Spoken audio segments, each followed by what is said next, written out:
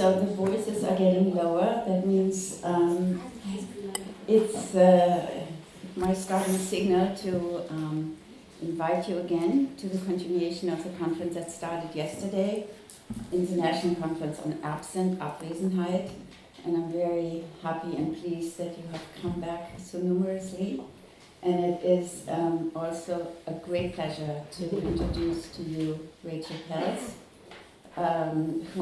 whose paper on presence and absence was for me a big motivation when we conceived this conference. Yes, Daniela can tell you all about it. I sent your paper around. Oh my goodness.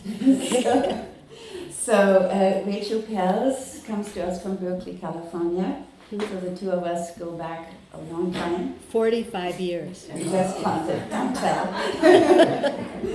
And Rachael is a training analyst and faculty member at PINC, the Psychoanalytic Institute of Northern California, and she's also the co-director of the Community Psychoanalysis track, which sounds common, but I know what an accomplishment it was for you, Rachael, with Francisco Gonzalez to institute this program at PINC, because there are, I think PINC is the only American institute where you can do your clinical training and have as a second or third case, right, control case,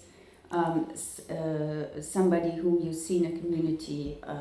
Not somebody, it's a project, but it's complicated. Okay. So a patient in a community clinic. She's also the associate editor of Psychoanalytic Dialogues, and she has published many papers on listening, on depth, the dialectic, as we will hear today, on presence and absence, and impasses in analytic couples work. She's also widely read in the Bayesian field theory with Antonio Ferro and Giuseppe Civitarese. And she's written a while ago an article on the Manic Society, and very movingly a paper on refugee children suffering from resignation syndrome as a parable of our times. And she's also published on the creation of the first training track in community psychoanalysis. She works in Berkeley with children, adolescents, couples, families, and groups. Please welcome Rachael. Thank you. So I really want to thank my dear friend, Jean-Wolf Bernstein, the conference planners, and the members of the Freud Museum for this timely conference on absence, and express my gratitude for the honor of being invited. Now, before I start my paper, I want to share a ritual with you.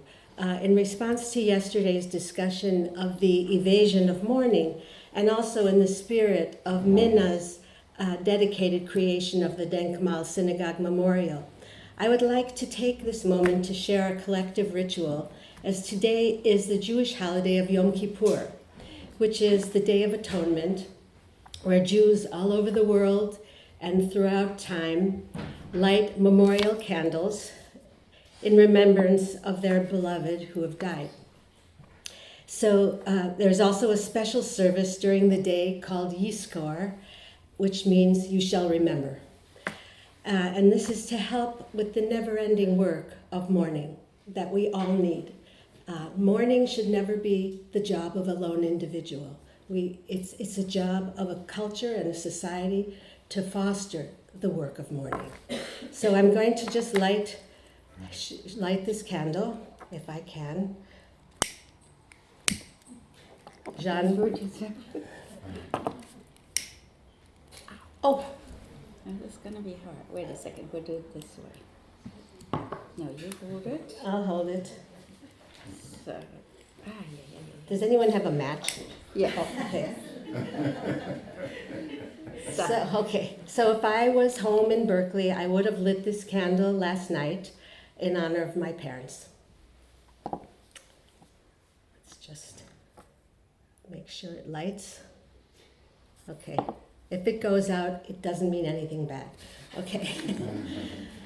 So I would like to begin my paper with a poem. And the poem I wrote on Father's Day. It's called On This Father's Day. Stop me if I've told you this story before. I can't seem to tell it enough. But first, let me introduce you to my father. Light on his feet with a sparkle in his eyes. He whistled when he drove, no sense of where he's going. One time we wound up back where we started after hours on the road. I inherited his ability to drive in circles. He loved to dance the polka, formed the New American Club with the other newcomers, hired a ballroom dance teacher who taught them the cha-cha-cha and rumba in our basement rec room. They went out dancing Saturday nights every couple of months. I inherited his love of polka. The winters in Wisconsin were brutal. The doors to the junk shop stayed open to receive the bundled papers he delivered to the paper mills. The train tracks just steps away. No sooner than he arrived home came a stiff shot of Canadian Club or two. When they had money to spare, he bought a farm with his brother Nathan, leased it to a farmer, proud to forge the link to his farming days in the old country. One day, on the way to introducing me to the farm, in my zeal for missing links, I asked him straight away, "How many children did you have before the war?" His whistling stopped. His rosy cheeks turned white as snow. I don't know. I inherited his capacity to not know.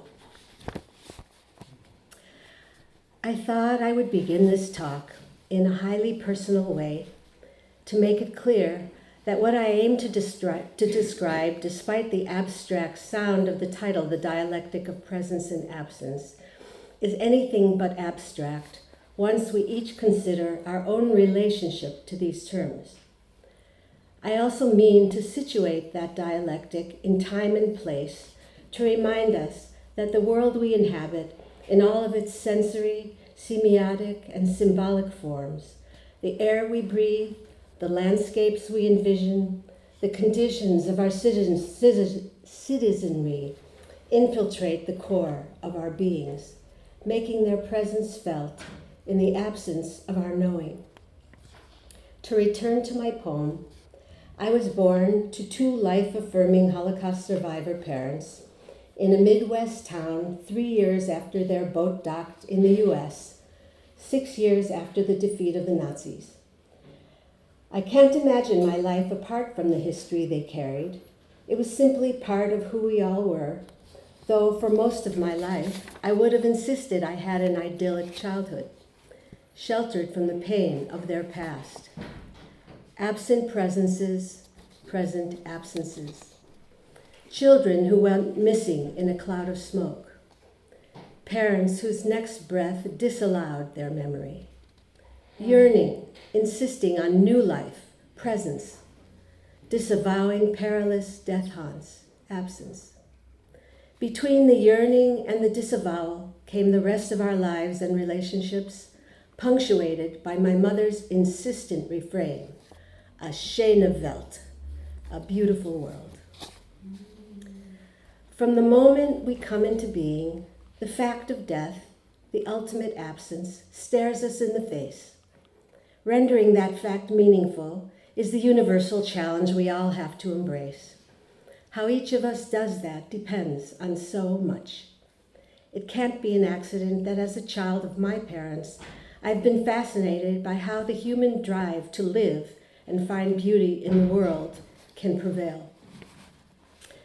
Without knowing it, this fascination guided my interest in writing a paper for my graduation from analytic training over 30 years ago about what I called the dialectic of presence and absence and how that dialectic breaks down in clinical impasses. I was struck then by how some treatments got stuck despite the efforts of both analyst and patient. I can remember one of my control cases in which no matter what we were able to achieve in our understanding by the end of a session, we were back to square one by the next session. It seemed to me nothing stuck. I heard this similar dynamic in many of the cases being presented in discussions and psychoanalytic conferences, and eventually it led me to thinking about these prolonged periods of repetition and stuckness in relation to a long tradition in philosophical and psychoanalytic ideas about the dialectic of presence and absence, and how the creative capacity to generate meaning in the course of life and analysis can break down, then, and how to restore that capacity in our work with patients. So in this talk, I will highlight the central themes I presented in that paper long ago, and then describe the ways my thinking has evolved as a consequence of three influences: my years of clinical work, what I think of as a paradigm shift in psychoanalysis, and living in an increasingly trauma-filled time of absence. In my original paper, I situated clinical impasses as breakdowns in the capacity to sustain this dialectic of presence and absence. That requires that the tension be sustained between both terms in such a way that neither is fully negated and a third space can exist in which meaning can flourish and the recognition of what I think of as freedom can be embraced. I describe that dialectic in both psychoanalytic and existential and phenomenological terms in order to enhance our understanding of the relationship between universal structures and conditions of human existence described by philosophers and psychoanalytic explorations of how patients respond to these conditions within their uniquely embedded lives. Ideally, one must be capable of generating presence out of absence and absence out of presence. A child who is able to genuinely play after her mother is gone is able to locate presence, her mother, in the mother's absence through the child's play activities. Those play objects then contain in their presence the mother's absence. They also embody the emergence of that child's unique rendering of the world, her play, her personal stamp, her brand. Each child's play is the unique expression of the creative negotiation of her relationship between presence and absence.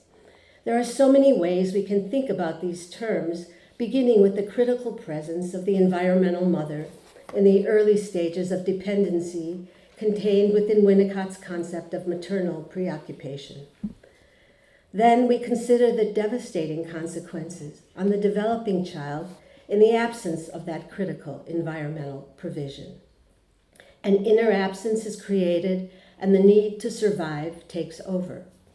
In Winnicott's terms, quote, "The baby has experienced a break in life continuity so that primitive defenses now become organized to defend against the repetition of unthinkable anxiety or return of an acute confusional state that belongs to the disintegration of the nascent ego structure," end quote.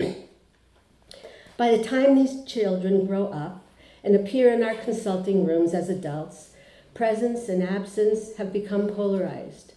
They can often appear present to everyone else, but are nonetheless absent to themselves. When this plays out in a therapy or analysis, the relationship that began seemingly full of potential meaning feels stripped of it. Then one could say that the relationship has entered into the realm of non-meaning in the symbolic sense, the realm of enactment and of powerful unconscious pulls comprised of projective identifications and primitive anxieties flooding the analytic field. I describe how this chaotic force field of non-meaning, dominated by what later analytic writers have referred to as unrepresented states, can become a dwelling place for long stretches of analysis, and if prolonged, can develop into an impasse. Impasses are not accidental, just as enactments, even if prolonged, are inevitable. They offer entrees into the domain of traumatic absence, creating the capacity for reflection in which meaning can emerge out of the prison of an impasse is one of the most difficult challenges and liberating processes, the process that holds the promise of revealing the heart of an analysis, that is, the presence of absences heretofore unknown to both patient and analyst. In my paper, I viewed impasses as breakdowns that held the potential of becoming breakthroughs if what I called the missing third could be retrieved, or more likely constituted for the first time, thus restoring the capacity to sustain the tension between presence and absence. In the writing of my paper, I found myself turning to my earlier studies in phenomenology and existentialism, as those traditions posited a parallel challenge to generating meaning in the gap between being, presence, and nothingness, absence. I thought that they, like psychoanalysis, were subjectivizing theories, and that they promoted the active discovery of one's unique subjectivity out of one's givenness in history for genuine aliveness to be experienced. Within 19th and 20th century phenomenology and existential philosophy, the issue of meaning was powerfully explored in the writings of Sartre, Heidegger, and Merleau-Ponty. In each of these theories, consciousness, the distinctly human ability to imagine and generate meaning, is born out of an absence, a separation, or some experience of lack. There is always a gap between the thinking subject and the object of that subject's thoughts. That gap generates a longing in the subject to fully possess, in fact, to be the object. No matter how hard one tries, after consciousness has been achieved, one can never capture the object of one's reflections. One could say that the development of subjectivity amounts to one's unique negotiation of that gap between being, the fullness of an object, and nothingness, our separation from it. The same structures exist within psychoanalysis, though we talk about them in different ways. The gap that exists between the thinking subject and the object of one's thoughts and philosophy exists between the desiring subject and the object of one's needs and desires in psychoanalysis, after that subject has become aware of its separateness from the object. Furthermore, like philosophy, psychoanalysis posits two kinds of mental states, one symbolic, derived from the experience of absence, and one non-symbolic, pure and absolute presence. This can be illustrated in a variety of psychoanalytic concepts. Freud began with a distinction between unconscious thing representations, primary process, and preconscious word presentations, secondary process. Klein described the psychic organizations as including the paranoid schizoid position, which is dominated by the absolutism of symbolic equation, in contrast to the depressive position, in which the potential for loss due to the awareness of separateness creates the need for symbolic reflection. Lacan posited imaginary and symbolic orders, the imaginary characterized by the pre-verbal fantasy of unity of self, and the symbolic characterized by entree into language and culture, rendering one aware of one's disunity. Bion described beta elements, the undigested experience of sensory data, and dream work alpha, the process generating meaning out of raw, emotionally laden sensory data. What I'm underscoring in joining these disparate theories is how the experience of being, a non-reflective, sensory, and alternatively terrifying or exhilarated, relaxed state, the epitome of presence, and thinking, which emerges out of absence, exist in a dialectical relationship. Meaning arises from the relationship between these two sets of related terms. It is the third term. Although meaning, as I have described it, is not discussed in existentialism and phenomenology, a parallel logic can be found. Simply stated, the dialectic of absence and presence, consciousness and being, generates a third category similar to Winnicott's intermediate zone. Oddly enough, the term for this intermediate zone for some philosophers is freedom. Freedom is a complex and paradoxical concept because, though we are in one sense condemned to being free by virtue of the structures of our existence, it is only through our acts of freedom, our agency, that we are able to actively shape the lives we are given.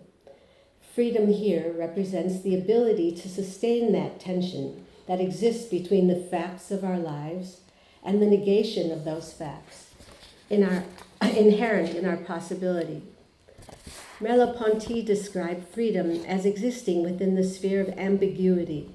Quote, I am never a thing and never bear consciousness. Freedom is always a meeting of the inner and the outer. In his unique rendering, it is our je peux du monde, our experience of being enabled through the ability to perceive our choices that allows us to act effectively in the world. What enables a person to embrace that freedom, even more emphatically to insist on it, directs us back to the human need for nourishing presence and provision. In my paper, I found Winnicott's ideas very much within the logic of the dialectic of presence and absence. His theories of transitional phenomena, potential space, the capacity to sustain illusion, the use of an object all rest on the ability to locate presence in absence and absence in presence. That ability creates, in Winnicott's terms, a third area of experiencing, an area that is not challenged because no claim is made on its behalf except that it shall exist as a resting place for the individual engaged in the perpetual human task of keeping inner and outer reality separate yet interrelated. This intermediate zone of experience is a place of betweenness arising from the infant-mother unit in the course of the child's separation from the mother. I found a beautiful quote by Pontali that captured the spirit of Winnicott's perspective in this poetic passage. Quote, in Winnicott there are no repeated scenes, but a playground with movable boundaries, which makes our reality. A piece of string, the rhythm of one's breathing, a face, a look which makes you certain that you exist, a session where you are alone with someone. Not much, hardly anything, just what happens to me when I can take it in, that what is found is no longer a precarious substitute for what is lost. What is shapeless is no longer a sign of chaos. On the contrary, an impression of chaos is the anxious repudiation of what is shapeless. The mind no longer functions as an organ separate from the body, from je, J-E-U, to je, I. Such is the movement continuously being taken up and reinvented, for nothing is linear about its progress, end quote. The paradoxical nature of Winnicott's theories is here typified by the fact that potential space, a space that is both receptive and generative, arises from the negotiation of absence, separation, out of presence, the mother-infant, guided by maternal preoccupation. Again, if the infant experiences a failure in the realm of maternal presence, which we know can take an infinite number of forms, then a premature awareness of separation occurs, foreclosing the space of potential. Anxiety, depression, blankness fill the gap. In that case, the binary logic of presence and absence can dominate. That is, there is either presence or absence, the experience of unity or the experience of rupture. There is no illusion. Desire is either satisfied through pure presence or frustrated through absence. In my paper, I explored different ways of both cohabiting the collapsed space of impasse and emerging from it as a separate object by locating what I called the missing, in Ogden's terms, intersubjective third. I found that third in the form of an internal supervisor, dreams, and reveries, as well as non-symbolic actions that signaled my recognition of the call for my presence by my patients in the action language they spoke. The possibilities are infinite for how one does that as an analyst. So that's the summary. So what I think now. Looking back at what I wrote so many years ago has been an interesting and complex exercise. I still believe that the dialectic of presence and absence offers an important theoretical lens for our work. However, my thinking has evolved in significant ways. While the capacity to constitute absence remains a critical entree into the world of representation, I no longer believe that absence serves as the engine fueling the urge to symbolize. I am also less inclined to think that the corollary gap between being in itself and consciousness for itself fundamentally drives the search for meaning in our acts of freedom. Until relatively recently, we have heard more about the fort than the da in our meta theories. I now associate that da to what Heidegger referred to as Dasein, being there, which would translate as the right to exist as oneself in the world of one's internal and external life. I'm here as me.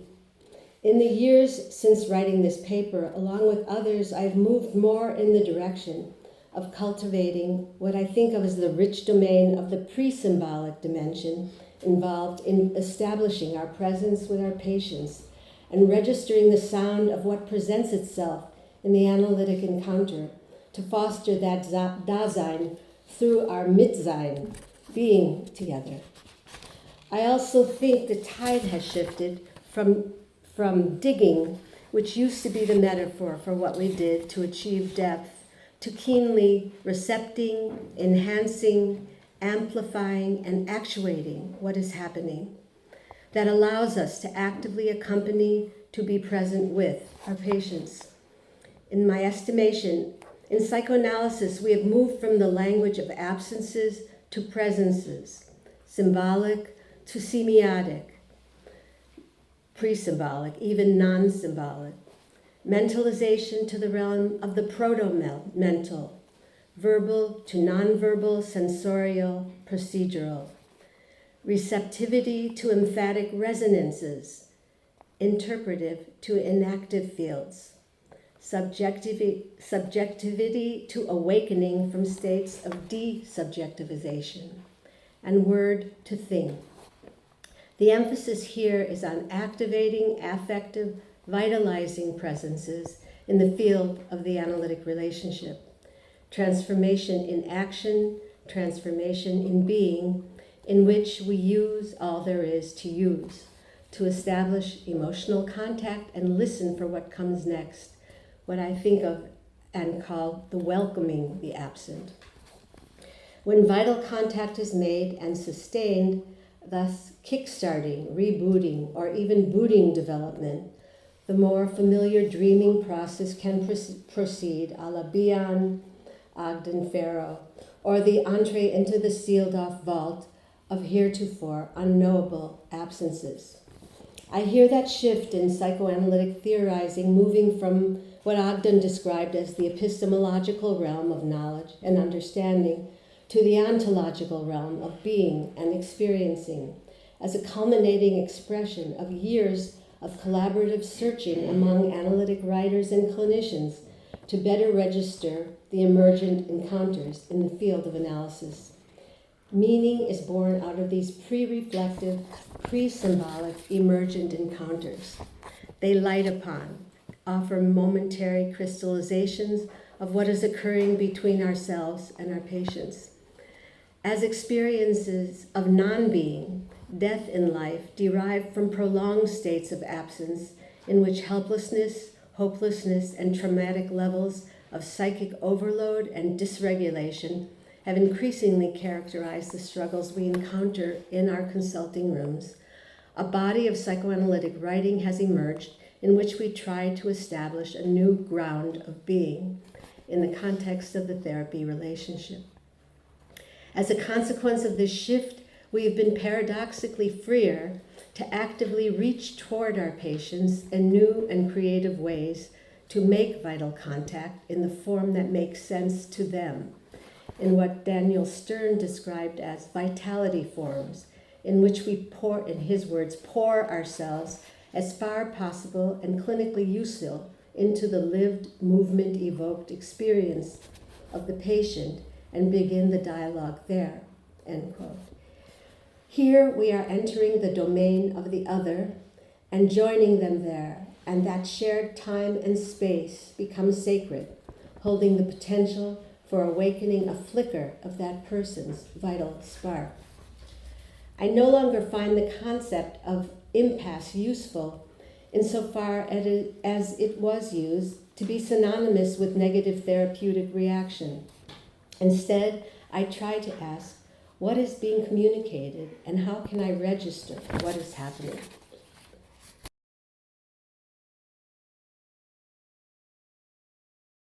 In conclusion, I want to underscore how in these times of traumatic absence, as psychoanalysts, we represent the right of each person to exist as themselves in the world with us. Convincing our patients of that basic right is no small task. It requires that we, in the words of Gurevich, understand the language of absence in the presence of our patients in ways that make sense to them, such that what was disavowed can return in our presence, thus locating the missing third, which I still uphold as a goal. Thanks.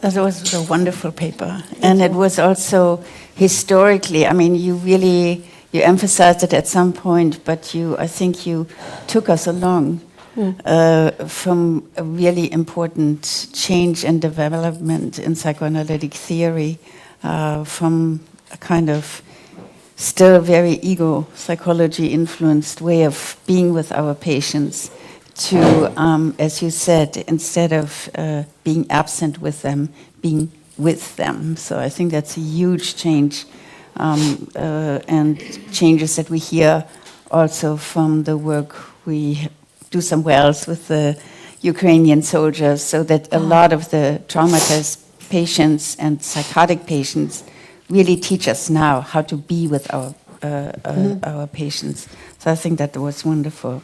The way we structured today is that after each speaker, we'll have about 10 minutes for questions. And then at the very end, Cecilia, Tajana, and Mr. Küchenhoff and me, Rachael. And Rachael Peltz come together and we'll have a whole discussion together. So please feel free. There's a microphone there to ask some questions or comments you have about Rachel's paper.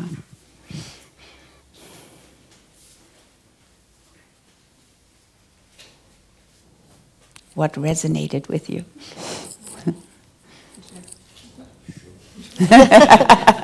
Why not? So why not? Yeah, why not? No, I do have a question, which is, I don't know if you describe yourself as a former Sartrean or still a Sartrean, but it was really interesting to think, Sartre was quite critical of Freud in Being in Nothingness, and then wrote the Freud, a scenario, a screenplay, and so on. But I wondered in terms of actual practice, how they complemented one another, starting from a point of, Sartre calls for an existential psychoanalysis at one point. And I wondered in terms of an actual practice, to what degree it was actually helpful or useful to have a Sartrean as well as a Freudian perspective. And secondly, I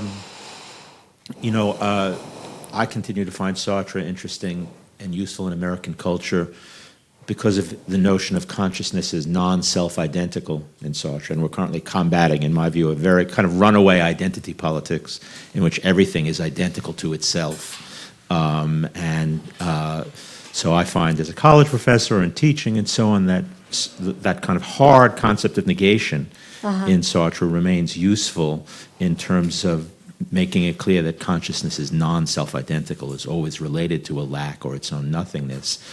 You spoke of a turn in your own thinking where you moved away from that kind of negation towards a more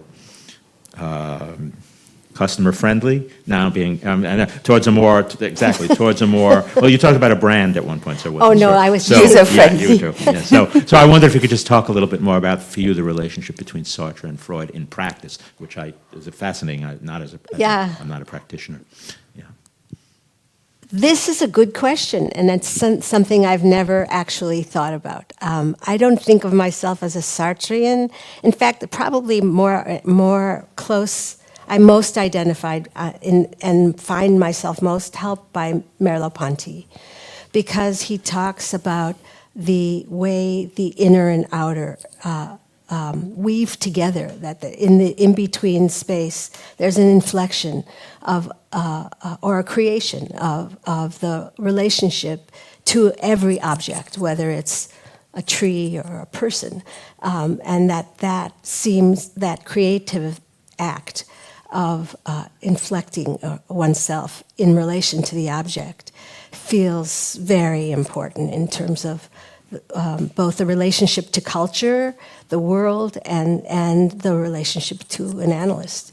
So that's a method, in a way, that I would like to think much more about. I think being and nothingness and absence and presence and just the human condition and filling the gap is something we all live with. What I wanted to shift, though, in my did shift in my thinking, is that that growth, development, representation is only triggered by absence. In being raised as an analyst, that's how we were initially trained to think, and everything that preceded the capacity for representation in the realm of the sensory, the body, the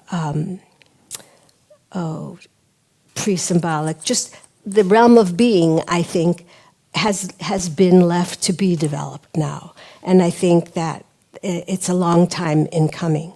And it is freeing to people in terms of students and even just, you can take yourself with you in the course of your analytic work, as opposed to somehow leaving it oddly behind, which I don't think, and wandering through, I haven't been to this museum before, but being in the museum and seeing Freud's presence everywhere gives you a very different sense of what happened to psychoanalysis once it got to America, I think, and filtered through both in England and the culture in England, and then America. It got stripped of all of the stuff and the sense, the body and the sense experience, the humanity in a way, for a long time. And I feel like we've been catching up. And also all the work on unrepresented states and trauma and infant, the work, the way we've learned from child analysts and people who work with children who are hard to reach, like Alvarez. I think it's all really, and systems theory. There's just a lot to learn from that comes together. We're just a few minutes late, so was there an explanation as to why the candle is burning there? Oh, yeah. That was, we took that over from yesterday, and Mina is now here. Today is Yom Kippur. For Yom Kippur. Yeah. And it's to help us in our work of mourning. Help me, too.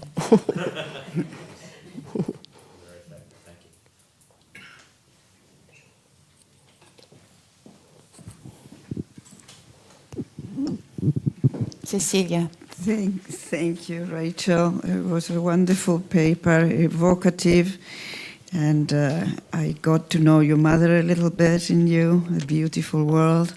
I think you communicated that to your patient in so many ways. I was also very interested in the ambiguity equal freedom, because ambiguity is the realm of the unconscious, according to Freud, and actually I'm going to talk about that. So I'm very interested in you saying more about this equivalency, because it's a very powerful connection you made there.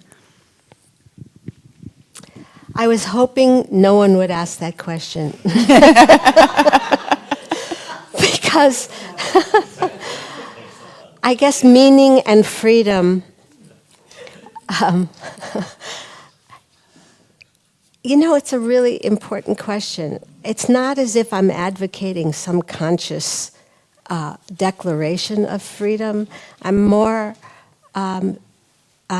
trying to think about the ways we all deserve or need as a humans to be free, to think, to experience, to develop into who we are. And out of that, I mean, Winnicott wrote about democracy, actually, what it takes to, what is the innate democratic tendency, which comes out of an environmental provision. And I think about this in social terms, too, when we think about even something like the welfare state. What is needed to help parents and groups thrive in the most ideal sense of being able to live and in a democracy and welcome otherness and not collapse in ways that we're observing all around us. And so I guess that ambiguity, the freedom to live between and among, is something of what I'm talking about. Because the ambiguity takes you out of the realm of the binary. Absolutely.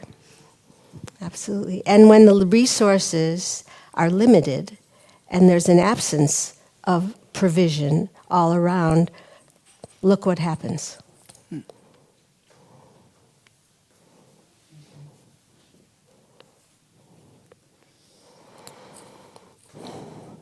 Angela.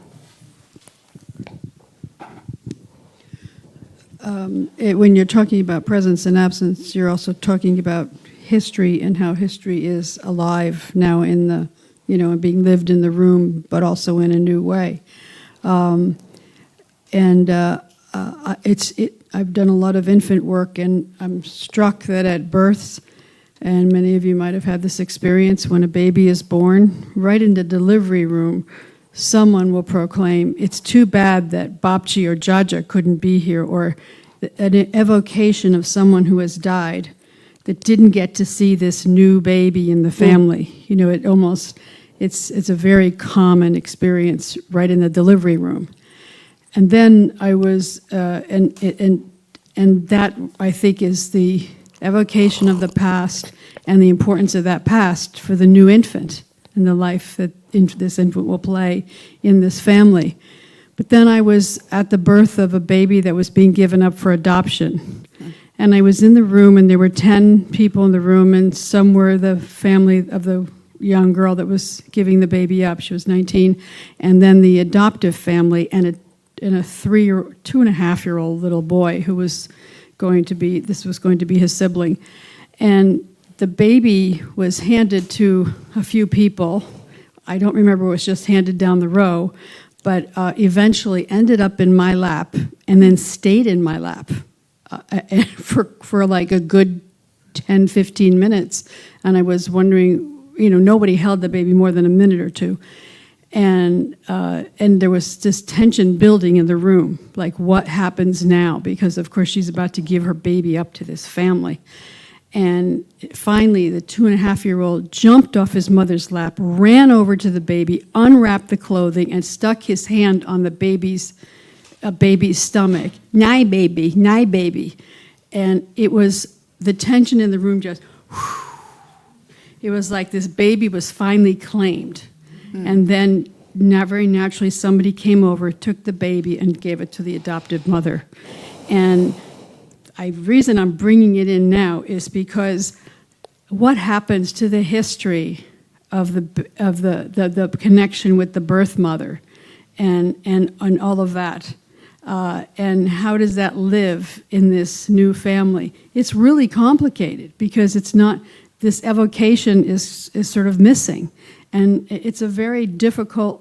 I think we can think of that in terms of families that aren't adopted, but this need to have responsibility toward, as Alexandra Lima said, toward the past, but also responsibility toward those who are still alive. And that tension is something, like you said, the absence and presence there has to be an adequate equal tension between what was and what is and being lived. I don't know, I kept thinking of that baby as you were talking, the presence and absence. You want to say something about that? I don't know. I'll think about it. what came to mind when you were talking was that I'm amazed and how much we are able to find links. And you would see with the papers that are coming up, but even with the presentations we had yesterday, the links we are beginning to build between the immediate past of yesterday and what we heard then and today, which is to what extent we keep repeating the necessity and reality, to what extent we're carrying our past inside. Alessandra's lemma, emphasis yesterday, that we need to continue to mourn, that we need to continue to stay in contact with those objects that we have internalized, I think is a very powerful link that you were also talking about before. And then also the emphasis on the third. I was also thinking of the work of Ogden, who's really been sort of the transitional object between all these psychoanalytic theories, who has allowed us to not speak in such rigid, binary, super-egoish influenced terms, but allow us to also think of thirds that are not necessarily, as you were emphasizing, thoughts, but that often something incidental like this little boy yelling something, or I was thinking of Harvey Peskin's paper where suddenly a sculpture in the office, in the analyst's office, became a third through which he could finally break through a very strong defense on the part of the patient. How that has all become much more legitimized to be used. Many years ago, this would all have been declared to be an acting out on our part. But I think at this point we've come to the point of, I'm very happy when the supervisee says to me, you know, I don't know whether I can tell you, but I was really unanalytic. And I did this, and then those are the moments, I think, that are so creative when analyst and patient engage in some non-analytic stances. I was just thinking, too, of Minna and the synagogue, and how to this day there is still no name for the synagogue. And I'm hoping that the work of mourning culturally can eventually reveal what the name of the synagogue was. Or that the name, it has a name, but it's a lie, right? It's, it's sort of, yeah. Are there any more questions? I think, how are we doing with time? Yeah, maybe. If not, then let me thank you again. Oh, thank you.